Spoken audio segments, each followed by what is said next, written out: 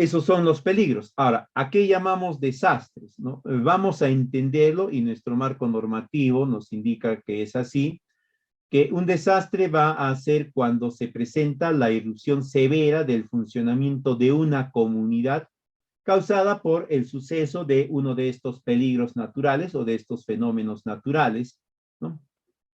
O inducidos por la actividad del hombre.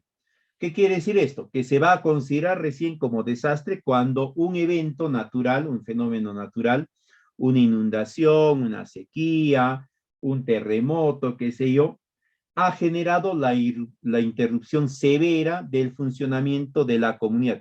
Va a entenderse como severa cuando más de 3 servicios, ¿no?, han sido cortados. Y además, este corte va a estar vinculado a más de 3 semanas, ¿no? Ahí es cuando se entiende que se ha suscitado un desastre. Además de eso, se va a tener en cuenta también que la comunidad o las comunidades que se han visto afectadas por este suceso no están en la capacidad de brindar una respuesta adecuada por sus propios medios. Ellos por sí solos no pueden poner en funcionamiento nuevamente estos servicios, ¿no? Por lo tanto, van a ser necesarias la participación de externos. Externos, en primer lugar, a la comunidad, es decir, tiene que participar el gobierno local, el gobierno regional, el gobierno nacional, entidades sectoriales, ayuda internacional, si es el caso, como ustedes recordarán, cuando hay terremotos de magnitud 6, 7, ¿no?, en determinados países, inmediatamente se presentan otros países para ayudarles a superar la situación a través de ayuda humanitaria internacional. Envían, aparte de personas, envían una serie de recursos, ¿no?, para poder aportar en la superación inmediata de la situación en la cual la comunidad se ha visto afectada. Entonces, desastre va a ser considerado solo cuando se interrumpe el funcionamiento de la comunidad, y para eso tienen que interrumpirse 3 o más servicios, ¿ya? Y tiene que estar vinculado a más de 3 semanas. Y la comunidad por sí sola no puede generar una respuesta apropiada al mismo. Ahora, el riesgo del desastre viene a ser, pues, la condición latente o la probabilidad de que se puedan generar daños por el suceso de este desastre, ¿no? Y acá vamos a encontrar que va a haber algunos factores. En primer lugar, va a haber unos factores naturales, es decir, la ubicación, la disposición topográfica, la cercanía con algunas situaciones, con algunas características del relieve, características naturales y demás, la resiliencia de la población y la institucionalidad, es decir, la capacidad de las entidades para haber prevenido el posible suceso y dar respuesta ante la presentación del mismo. Entonces, entendemos pues que el riesgo va a estar vinculado, en caso de desastres, va a estar muy vinculado al ambiente, al entorno, ¿no? Va a entenderse que este riesgo va a estar generado por esta vulnerabilidad, que va a ser un factor elemental del riesgo, va a estar marcada por la dinámica de la naturaleza, es decir, si el ecosistema es más o menos vulnerable, y para dicho fin se tiene que haber llevado adelante toda una serie de políticas y de medidas de gestión ambiental. Y también va a haber una dinámica de la comunidad que se va a haber generado a través de una ocupación apropiada del territorio, una gestión del riesgo, es decir, la comunidad ha ido desarrollando una serie de infraestructuras en zonas que le daban cierta garantía de estar menos expuestas, ¿no? Aun cuando en un inicio no haya sido así. Por ejemplo, ahí se ve en la imagen, ¿no?, que esta comunidad o parte de la comunidad se ha afincado en zonas que no le correspondían, ¿no?, prácticamente en la misma ribera del río, pero en el proceso ya de ocupación y de uso apropiado del territorio y a través de la gestión del riesgo, ¿no?, se deben de haber ido trasladando estas poblaciones a zonas más seguras o a zonas donde no había ese mismo nivel de riesgo. Estos aspectos, entonces, van a generar los niveles de vulnerabilidad.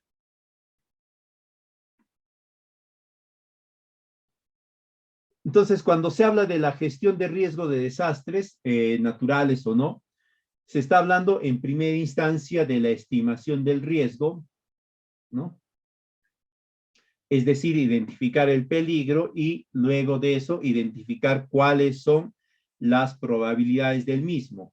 Esto significa las vulnerabilidades, ¿no? Si tenemos vulnerabilidades económicas, sociales, ambientales, institucionales, físicas, culturales, etc. Son en total 8 tipos de vulnerabilidades que se van a revisar. A partir de esta estimación del riesgo, ¿no? La reducción del mismo, que es lo que se va a hacer para evitar que este riesgo se presente al nivel que se ha identificado, ¿no? Se va a presentar el riesgo, el peligro, como habíamos dicho, no lo vamos a poder extinguir, no lo vamos a poder desaparecer. Por lo tanto, siempre va a existir un riesgo. Pero lo que vamos a hacer es reducir ese riesgo, ¿no? Para que si se presenta la inundación, esta no afecte pues a 100 o 200 residencias, sino afecte a 15, 20, que ya pues por una situación propia de la vulnerabilidad física, ¿no? No era posible evitar este nivel de daño. Pero incluso el daño que se pueda presentar sobre estas 10, 15 residencias sea el mínimo posible, ¿no? Todo eso es la reducción del riesgo. Y estas son actividades antes. Luego están ya la situación cuando el suceso se ha presentado, cuando el desastre se ha manifestado y se ha reducido el nivel de impacto, el nivel de severidad, el nivel de afectación que iba a tener. Sin embargo, todavía se han presentado estos daños, ¿no? Y ahí lo que vamos a encontrar es la respuesta, la rehabilitación, qué es lo que se va a proceder a realizar. Para esto también se ha generado una serie de políticas, una serie de actividades y también una serie de instrumentos. Y finalmente la reconstrucción, que es el proceso de respuesta posterior, ¿no? ¿Cómo se va a superar esta situación? ¿Qué es lo que se va a hacer? Hay una estrategia de asignación de subsidios, de asignación de bienes a la población que se ha visto afectada.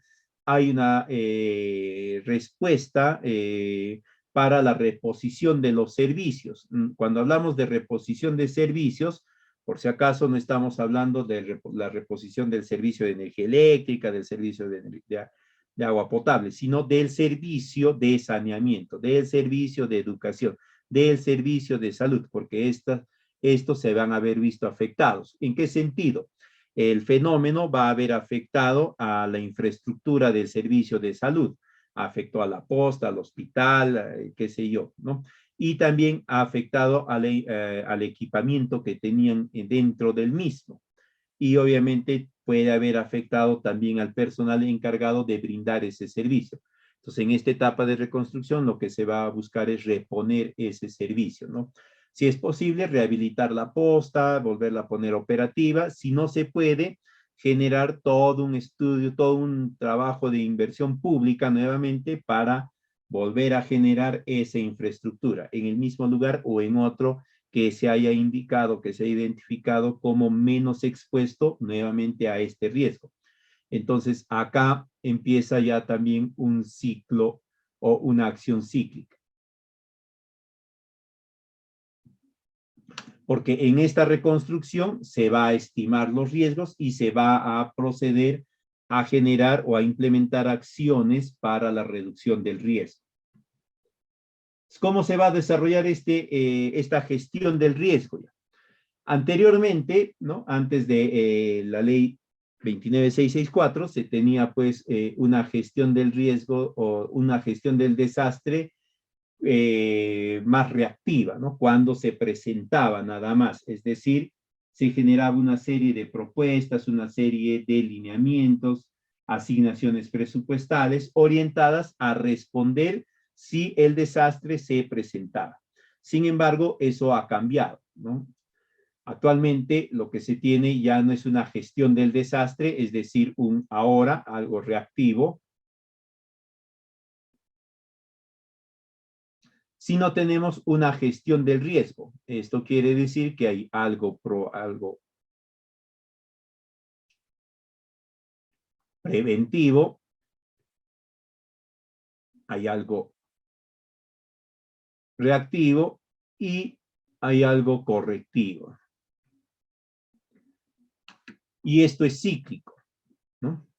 Esto es cíclico. Una vez que se ha desarrollado lo correctivo, esto se convierte en preventivo para el nuevo periodo, para la nueva etapa, para la nueva inversión.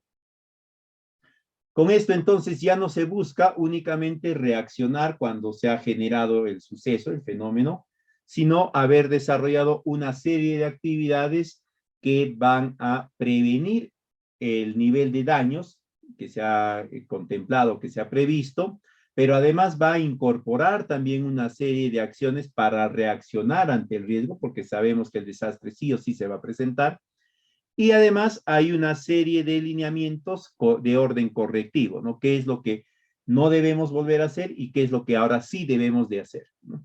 Y esto va a estar transversal a todo el proceso del desarrollo del país, es decir, a todas las inversiones, a todas las actividades que se vayan a desarrollar.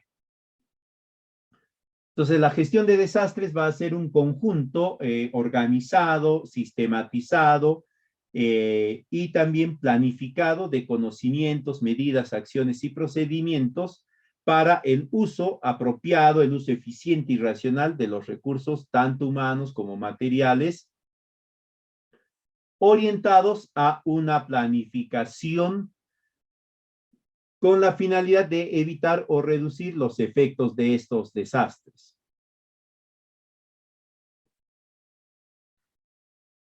Es un proceso social porque va a incorporar a toda la sociedad en conjunto a través de los diferentes órganos, tanto de orden estatal como también a las diferentes,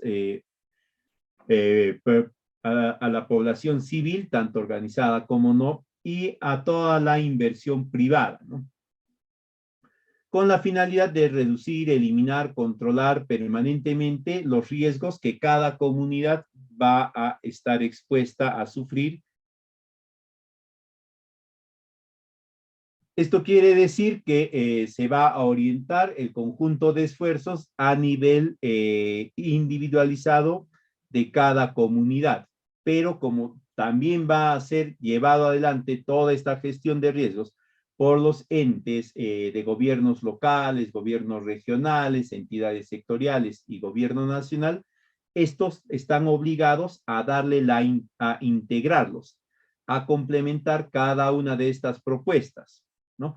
De modo tal que se vaya generando una propuesta vinculada entre, o a nivel distrital, a nivel regional y también a nivel nacional. Pero además de eso, la gestión de riesgos y desastres, según nuestro marco normativo, también involucra temas transversales, ¿no? Género, la participación de igualitaria en la toma de decisiones y control de recursos, por si acaso, enfoque de género es eso, es la participación igualitaria, ¿no? En la gestión de los recursos. No solamente es decir, bueno, pues el comité está formado por 5 varones y 5 mujeres, ¿no? El presidente es un varón, la secretaria es una mujer o la tesorera es una mujer, sino que la capacidad de tomar recursos, de tomar decisiones sobre recursos tiene que estar clara, en poder de ambas personas, ¿no? Tanto de hombres como de mujeres.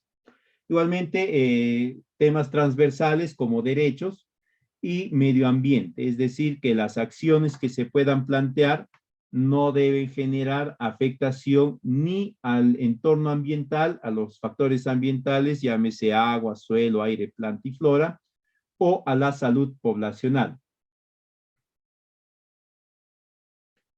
Entonces, esta gestión de riesgos tiene algunos principios. En total son 11. Tenemos un principio protector, es decir, cada entidad va a generar su propuesta considerando la protección de la población. El bien común, que viene a ser los bienes o la infraestructura del Estado, ¿no? El principio de subsidiariedad, que viene a ser que se va a contemplar la asignación de subsidios, entrega de recursos, de bienes, a la población que haya podido verse afectada. El principio de equidad que está involucrado en darle de forma equitativa a toda la población, considerando aspectos de vulnerabilidad. Ya, por si acaso, no es una equidad que a Pedro, a Juan y a Marco le doy lo mismo, sin considerar que tal vez Marco está en una situación de mayor vulnerabilidad. Este principio de equidad va a considerar también la vulnerabilidad de las personas a las que se les va a atender.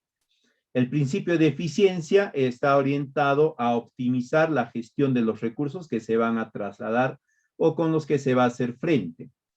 El principio de acción permanente está vinculado a una atención continua para un monitoreo de la respuesta ante los fenómenos naturales y también orientado a la generación de infraestructura, la generación de bienes y servicios que involucren esta gestión de riesgos y desastres. El principio sistémico, que está vinculado a que esto responde a un sistema, que es el Sistema Nacional de Gestión de Riesgos y Desastres. El sistema de auditoría de resultados es el marco que va a permitir el control de la eficiencia o el nivel de eficiencia de todo lo planteado. El principio de participación es el espacio en el cual la población civil organizada va a poder participar en la designación o en la priorización de recursos para atender estos desastres. El principio de autoayuda que se genera a través de estas propuestas o estos simulacros, estas capacitaciones a la población de respuesta, ¿no? Estas actividades de empoderamiento de la población sobre cómo reaccionar o cómo o qué medidas preventivas tomar en cuenta para evitar que un desastre te pueda afectar, ¿no? Por ejemplo, los spots que vemos a veces sobre la mochila que debemos tener todos para los sucesos de terremotos, ¿no? Donde vamos a tener una linterna, algunos alimentos envasados que se pueden consumir en frío y otras cosas.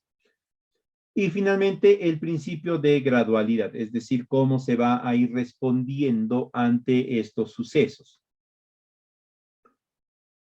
El proceso de la gestión de riesgos y desastres, entonces se va a iniciar con la estimación del riesgo. Para eso se tiene que tener conocimiento de los peligros. Ya hemos visto anteriormente cuáles son estos peligros, cómo están clasificados y a su vez cómo están agrupados estos mismos dentro de los 4 tipos principales en desastres, en peligros naturales. El análisis de vulnerabilidades y cómo se va a plantear los niveles de riesgo, ¿no?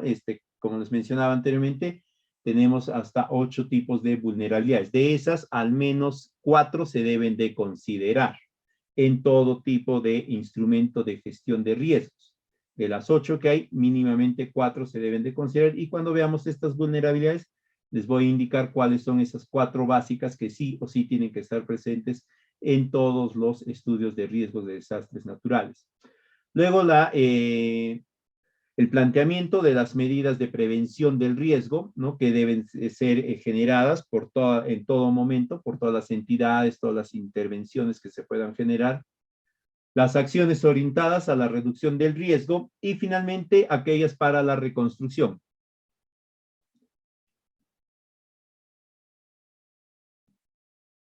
En cuanto a, eso vinculado al CENEPRED y vinculado a INDECI, que es el que va a generar el sistema de respuesta básicamente ante el suceso de estos fenómenos o de estos desastres naturales. No vamos a tener la preparación, es decir, las acciones de anticipo a posibles desastres, la respuesta, las acciones cuando el suceso se ha presentado y la rehabilitación es todo el conjunto de actividades orientadas a el restablecimiento de los servicios públicos básicos indispensables. Esto es en el corto tiempo. ¿Qué quiere decir? Que esto se tiene que generar en el lapso de un mes a más tardar. Todo esto se tiene que brindar en el lapso de un mes, nada más una vez sucedido. Parte de esta respuesta está orientada a los niveles de emergencia que se han establecido y las capacidades de respuesta. Tenemos el nivel 1, 2 y 3 que son de ámbito local y regional, es decir, están circunscritos a los gobiernos distritales, provinciales y regionales, y va a ser el nivel de emergencia en el cual el desastre va a poder ser atendido y va a poder ser afrontado exitosamente con los recursos disponibles por los gobiernos subnacionales, gobierno regional, gobierno provincial y gobierno distrital. Esos son los niveles 1, 2 y 3, ¿no? Se entiende que el nivel 1 es para el gobierno distrital, el nivel 2 para el gobierno provincial y el nivel 3 para el gobierno regional. Luego tenemos el nivel 4 de emergencia, que ya es el nivel en el cual se requiere la participación del gobierno nacional directamente o a través de las entidades sectoriales, ¿no? Por ejemplo, cuando hay una, ¿cómo se llama esto? Hay una corriente de aire frío, ¿no? Por toda la región sur y se sucede una serie de heladas en la región Puno, en la región Cusco, Ayacucho, Apurímac, Arequipa, ¿no? Y ha afectado a toda esta población ganadera, agrícola de estas zonas. Quien responde ya no es el gobierno regional, no es de que el gobierno regional Puno dice, nosotros vamos, sino la entidad sectorial, ¿no? Responde la entidad sectorial que es parte del gobierno nacional, el Ministerio de Agricultura, el MIDAGRE, es quien responde y plantea una serie de actividades, ¿no?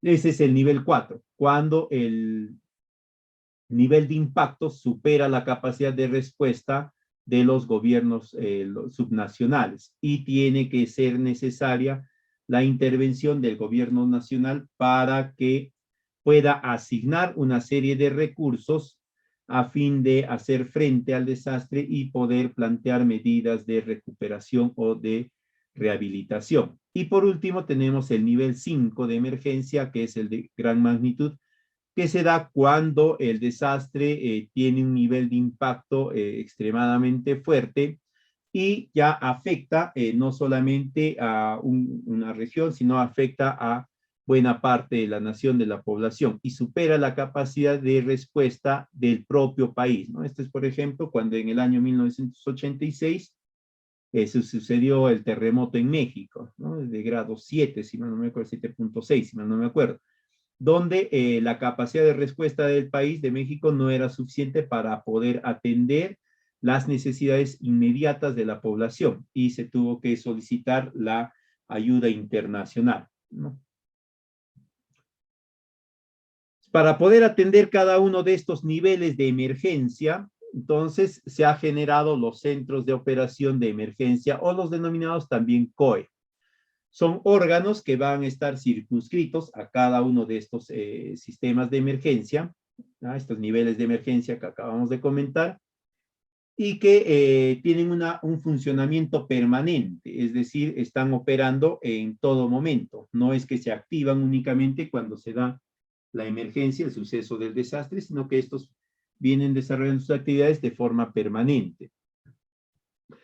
En primera instancia, monitoreando los peligros, ¿no? Es decir, el suceso de un tsunami, de un terremoto, de una sequía, etcétera.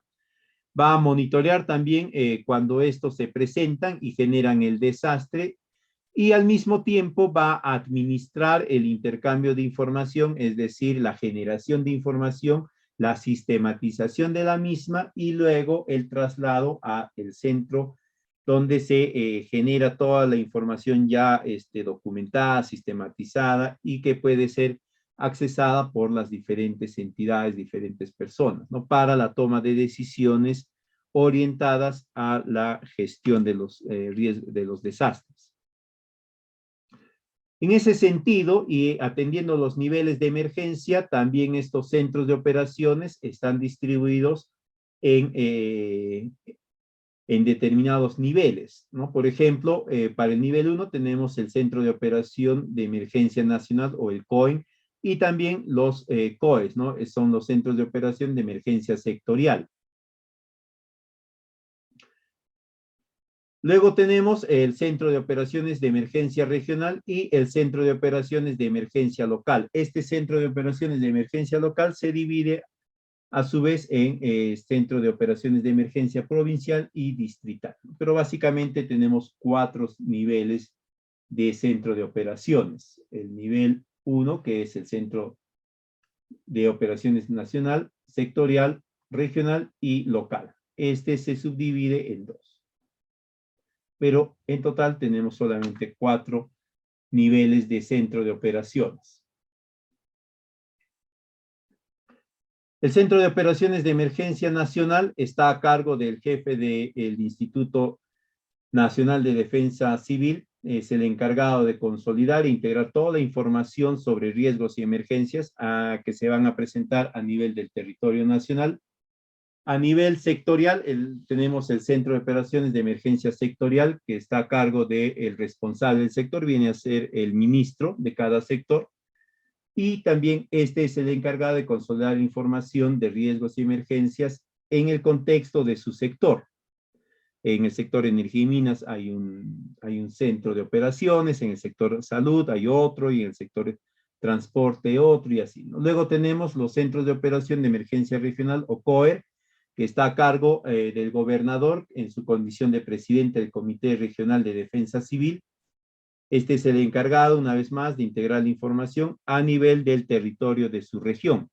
Lo mismo sucede con los centros de emergencia local, ¿no? Donde encontramos el provincial, que está a cargo del alcalde provincial en su calidad de presidente del Comité Provincial de Defensa Civil, y también genera y administra y gestiona la información en el ámbito de su territorio provincial. Lo mismo hace el alcalde distrital, que va a estar a cargo del Centro de Operaciones de Emergencia Distrital en su calidad de presidente del Comité Distrital de Defensa Civil, y también genera y gestiona la información en el ámbito de su territorio distrital. ¿Cómo se van a articular estos centros de operación de emergencia? Tenemos el Centro de Operación a nivel nacional, el COEN, que como habíamos dicho está liderado por el jefe del INDECI, y que va a trabajar de la mano con los centros de operación de emergencia sectorial, ¿no? Pero este COEN va a tener a su cargo también la coordinación ya desconcentrada con los COER, con los centros de operación de emergencia regional. Y a su vez estos COER van a coordinar y van a organizar sus actividades con los centros de organización de emergencias, tanto provincial como distrital. Se entiende que el COEP, el Centro de Operación de Emergencias provincial, va a gestionar las coordinaciones con los COEP de su ámbito provincial. Si tiene 5 distritos, serán 5 COEP. Si tiene 7, 10, será pues con los 7 o los 10. Pero transversal a estos COER, es decir, a los centros de operación de emergencia regional, va a estar el espacio de monitoreo de los COES, de los centros de operación sectorial. Ellos van a estar monitoreando dentro del ámbito de su sector, es decir, por ejemplo, agricultura, va a estar monitoreando, va a estar verificando cómo se desarrollan los peligros que van a afectar a su sector, las heladas, las sequías, las inundaciones, los terremotos, etcétera, tanto a nivel regional como a nivel provincial y distrital. Van a intercambiar información con cada uno de estos niveles de centros de operación. No es de que van a actuar de forma aislada, de forma segmentada, sino que van a ir intercambiando información, no obviamente vinculada solo a su sector.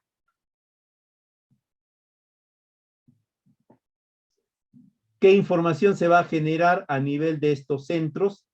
Indistintamente si es nacional, sectorial, regional o local, se va a generar información de reportes de situación, es decir, información preliminar de los hechos, informes de emergencia, cuando los hechos se han presentado, es decir, los desastres se han presentado, notas de prensa que vienen a ser instrumentos de información resumida, concisa, ¿no? Que va a ser difundida a la población para dar cuenta de la situación o también de las medidas que se pretenden o que se vienen implementando. Otra información va a ser el inventario de recursos. Esto está orientado a la gestión del stock de elementos para poder atender estos sucesos, ¿no? Y poder generar una serie de asignaciones de bienes o de subsidios a la población, de modo tal que estos no se vean tan afectados. Dentro de estos instrumentos o de esta información también van a estar los boletines oceanográficos, sísmicos, meteorológicos, alertas hidrológicas y demás, ¿no? Orientadas todas estas a ir alcanzando información sobre determinados parámetros y cómo estos vienen respondiendo dentro de rangos aceptables o no.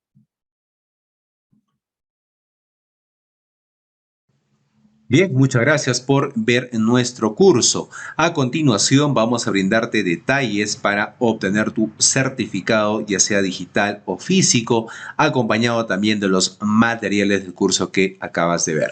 Bien, para ello es importante que te puedas comunicar vía WhatsApp, ¿ok?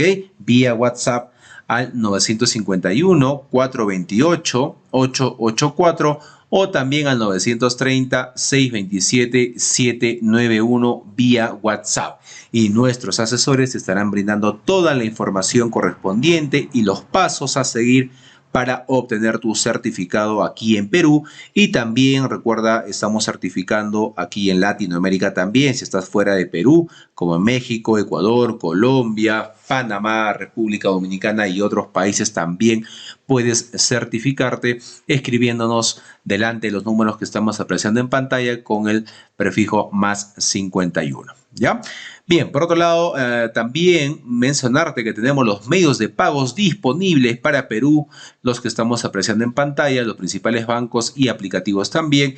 Y para los pagos internacionales contamos con Western Union y PayPal para la adquisición de tu curso, los materiales y tu certificado.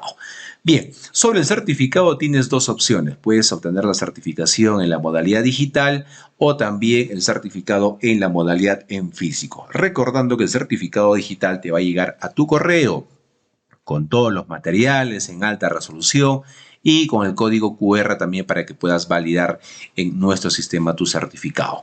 El certificado físico se envía por encomienda hasta tu ciudad. Previamente también los beneficios antes mencionados del certificado digital también te van a llegar, ¿no? Acompañado del documento original, el cual se te va a enviar por encomienda.